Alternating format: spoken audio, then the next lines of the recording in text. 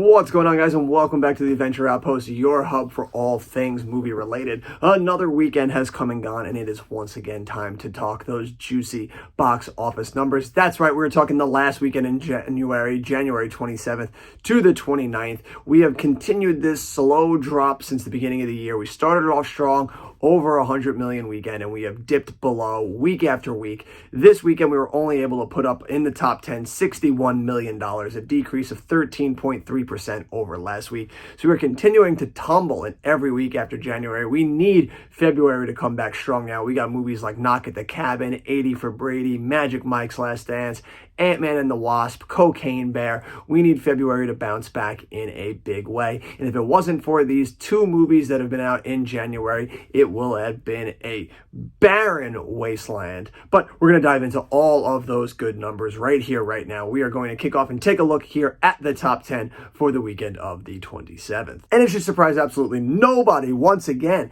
that Avatar: The Way of Water is still in first place for 7 consecutive weeks. It remains in the number one position. It drops only 22%, takes in $15 million to bring its total domestic haul to $620 million off of a $460 million budget. This movie has been an absolute phenomenon, and it will be interesting to see come next week if it is able to make it to 8 consecutive weekends, or if either Knock at the Cabin or 80 for Brady have enough in it to knock it out of first place. In second place, Puss in Boots: The Last Wish, in its 6th week, dropping only 10%, taking in $10 million to bring its total domestic haul to $140 million off of a $90 million budget. This movie, out of nowhere here in January, has proved to have some absolutely amazing staying power and has just continued to put up money week after week. I know at my theater, it has been doing phenomenally well in our 2 p.m. hour, and then in our 8 p.m. hour. Those show times just absolutely clean up.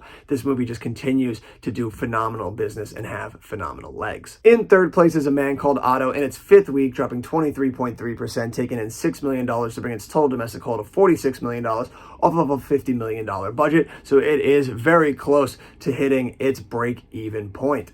We have Megan in 4th place in its 4th week, dropping 34.4%, taking in $6 million to bring its total domestic haul to $82 million off of a $12 million budget. The name of the game was seeing if this movie was going to have enough legs in it to become our first blockbuster of 2023, being our first movie to hit over 100 million domestically in 2023. It does not look like it's going to have the goods, maybe, but I feel week over week, I feel like it's going to end up coming just shy of 100 million. And then rounding out the top 5 is the new big Bollywood movie on the block, Pathan, in an opening week with $5.9 million. We have no idea what the budget was, but these movies continue to do phenomenally well whenever they get released here stateside. In 6th place, we have Missing, dropping huge in its 2nd week, dropping 38%, dipping out of the top 5. It takes in $5.6 million, bringing its total domestic haul to $17 million off of a $7 million budget. So even though it had a big week drop out of the top 5 from the first week, it still has made enough to give itself a nice, pretty big chunk of change. Plane drops down into 7th place in its 3rd week, taken down 27.6% to bring in $3.8 million to bring its total domestic haul to $25 million off of a $25 million budget. This movie just barely about to start making money. In 8th place is the new Brandon Cronenberg movie. This is the last place you want to be. You never want to open up outside of the top 5. You don't really ever want to open up outside of number 1 in your debut weekend. But here we are at 8th place. Infinity Pool takes in only $2.7 million.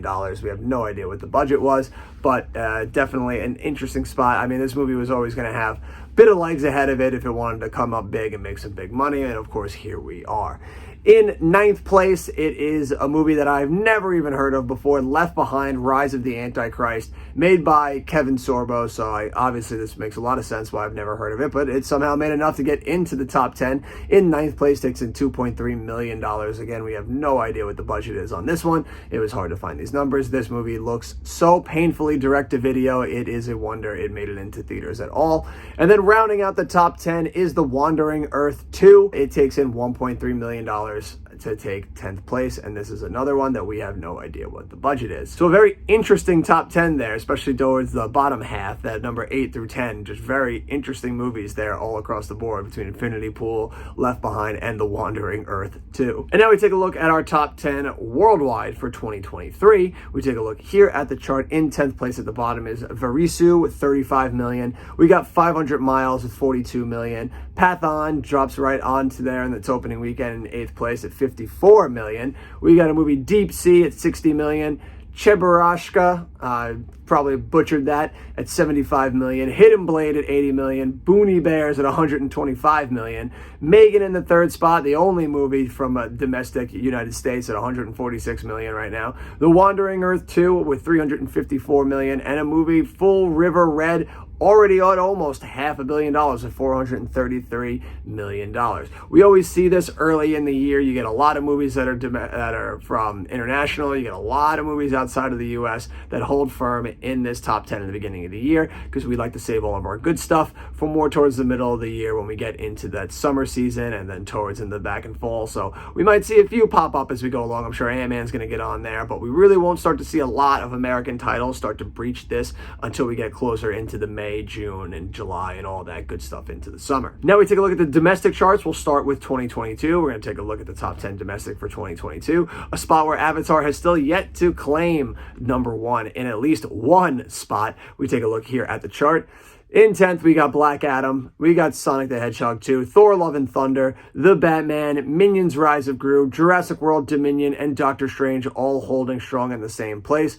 Black Panther Wakanda Forever looks like it's going to settle strong right there in third place with 453 million. It's still making a little bit of money. Right there, though, in number 2, trying to just close that deficit, is Avatar The Way of Water, sitting at $620 million right now. It is behind Top Gun Maverick, holding strong in first place at 718 million. The question now is, does Avatar have enough left in the tank domestically to get itself over that hump of 718 million? I don't think it's going to, but then again, everything that Avatar's been doing, it wouldn't surprise me if it did find a way to continue to make enough money to put itself over that. We're just going to have to keep watching and waiting and seeing what happens. But I wouldn't put it past it to see us have Avatar as the number one movie domestically for 2022. I don't think it'll get there, but again, who knows? The box office doesn't give a shit what you think. It only does what it does. And then for the top 10 domestic, we've got, if we take a look here at the charts, rounding out at the bottom, you got Infinity Pool with 2.7 million, House Party with 8.4 million, Missing with 17 million, Plane with 25 million, and Megan just shy of $100 million, sitting at 82 million right now. These movies obviously are going to enjoy their moment right now while they can in January, because I'm sure as we get towards the middle of the year, none of them will even have a shot of sniffing the top 10 come the end of the year. Now, as always, we like to take a look at our fallen heroes. These are our heroes that did their time in the top 10 but have bowed out for greener passages. We have 4 movies that have dropped out of the top 10 this week. We take a look here at the chart. We are taking a look. We say goodbye to House Party after 2 weeks on the chart. We'd say goodbye to That Time I Got Reincarnated as Slime after 1 week on the chart. The Whale bows out off of the top 10 after 7 weeks. And the big boy on the block, Black Panther Wakanda Forever, after 11 weeks on the chart, bows out of the top 10. You guys had your say, you did your time, you said your piece, you made your money, but now it is time to go to greener passages. We will see you on physical media release. And as always, we salute you. Now, Avatar The Way of Water has been breaking all sorts of records left and right, and it is officially now, after this weekend, managed to make itself the 4th highest grossing movie of all time. We take a look at this chart right here. As you can see, we have the top 10 highest grossing movies of all time. The Avengers in 10th, The Lion King in 9th, Jurassic World in 8th, Spider-Man No Way Home in 7th, Avengers Infinity War in 6th, Star Wars The Force Awakens in 5, and right there now, Avatar The Way of Water sitting pretty at 2.1. Over this weekend, Avatar managed to jump up 2 spots, passing both Avengers Infinity War and Star Wars The Force Awakens. It now has its sights set on Titanic. Titanic sits at 2.187. Avatar is at 2.116. It does not have far to go to pass Titanic and settle itself in at number 3. I don't think it's going to have the mustard to quite catch up and pass either Avengers Endgame or the first Avatar, so I think it's going to end up settling for third place here. There also is the wonder of how well the Titanic re-release is going to be next month. Will it make enough money to then just switch itself back? Is Avatar going to pass Titanic for number 3, and then with the Titanic re-release, it's just going to pass it again back itself? They're just going to jockey for third place for the next couple of weeks with these two movies back in theaters. That's going to be an interesting battle to watch and see where the dust settles. I think we're going to end up seeing Avatar: The Way of Water settle in third place. I'm sure Titanic will do well back in theaters, but I don't know if it'll do just as well to give itself, to earn itself back third place. I think we're going to be looking in a world where Avatar: The Way of Water is the third highest grossing movie of all time.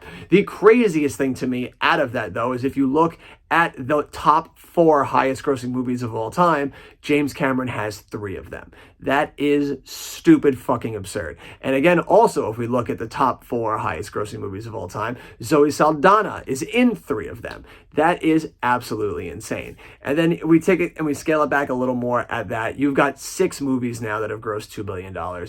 James Cameron has done 3 of them. He has done half of the playing field. That is fucking insane. And then you can take it one step further, where you can absolutely call Zoe Saldana the greatest actor for box office revenue there. She has been in 4 of the 6 movies that have grossed over $2 billion. That is absolute, just like stellar credentials for the two of them. All the more power to you guys. You guys are absolute sensations right now. That is just unbelievably impressive. Just insanely impressive. And that'll do it for all of us for this week here on the chart. It was a pretty quick weekend. There's not a lot to get into here. Obviously, in the next few weeks, we're going to start getting and pumping it back up. Hopefully, we'll be able to get back onto that upswing domestic-wise, with next week has the release of Knock at the Cabin and 80 for Brady. Hopefully, those two combined with the business that Avatar and Puss in Boots have been doing will get us a nice big chunk of change for the box office weekend next weekend. But that'll do it for all of us here at the Outpost this weekend. As always, you have been you, I have been me. These are the movies that we love so much, and I'll see you at the movies.